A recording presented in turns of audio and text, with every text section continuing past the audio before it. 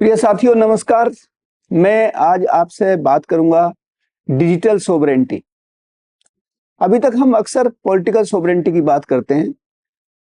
Sovereignty का मतलब होता है वो आइडेंटिटी, चाहे वो देश है या कोई भी संस्थान हो सकता है, जो अपने निर्णय स्वयं करता है, जिसके निर्णय में कोई बाहरी शक्ति या बाहरी व्यक्तित्व उसमें कोई हस्तक्षेप ना करे। तो जैसे भारतवर्ष है, तो भारतवर्ष एक सोवरन कंट्री है जो अपने निर्णय स्वयं करता है। लेकिन आप सोचिए कि जो आज डिजिटल युग में हम जी रहे हैं और आज डेटा ही सर्वोपरि है, तो ऐसे समय में जो डिजिटल सोवरेंटी है वो बहुत महत्वपूर्ण हो गई है। आप सोचिए कि जो हमारा सारा डेटा है वो हमारा डेटा किसके पास है? क्या हम उसके लिए स्वयंभू हैं? क्या हम अपने निर्णय खुद कर सकते हैं कि हमारा डेटा कहाँ रहे? हमारे अगर देखा जाए तो किसी भी कंट्री के लिए जो सबसे बड़ा जो चैलेंज है वो है उसकी डिजिटल सोवरेंटी।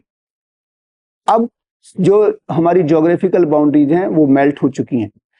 जो हमारा डेटा का फ्लो है, जो इंटर कनेक्ट्स हैं, जो हमारे नेटवर्किंग है, जो हमारा इंटरनेट है, उसने दुनिया को एक ग्लोब बना दिया है। तो जो पॉलिटिकल सोवरेंटी है अब वो धीरे धीरे कहीं ना कहीं डिजिटल सोवरेंटी से प्रभावित हो रही है।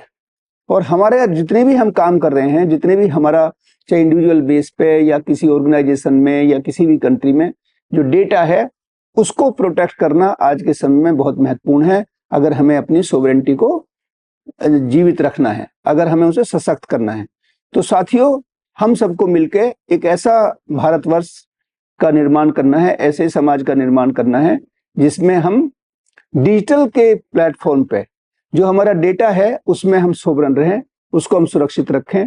तो मैं समझता हूं कि आपने डिजिटल सोवरेंटी और जो हमारी पॉलिटिकल सोवरेंटी है उनमें क्या इंटरकनेक्ट हैं, और आज डिजिटल जो एरा है, जो डेटा का एरा है, जो सबसे महत्वपूर्ण है, उसमें किस प्रकार से किसी भी देश की, किसी भी ऑर्गेनाइजेशन की सोवरेंटी किस प्रकार से चैलेंज हो सकती है उसके बारे में समझा।